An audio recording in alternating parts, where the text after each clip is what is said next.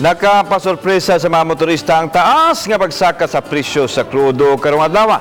Sugod alas 6 ganiyang buntag, may patuma ng mga gasoline stations sa usbaw sa petroleum product.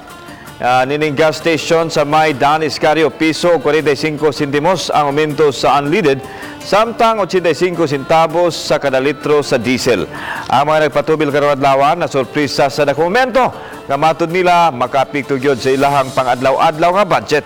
Usa sa gitanaw hinungdan sa aumento ang sitwasyon sa Middle East sa attack sa oil infrastructure. 130 lang. 130 ang full tank times una. Oh, karon 115 magali ka. Karon pila? 153 na. 153. Dako kay Parang tubo niya. Maurag hapon, wala ka patay. Panihuaan sa atong paningbuhay, sir. Usually, ang among full tank, 1 to ra. Oo. Ya karon ma'am, ang inyong full tank. 1 3 na. 1-3 na. Na daga na kan. Turat na nagyaw-yaw gani.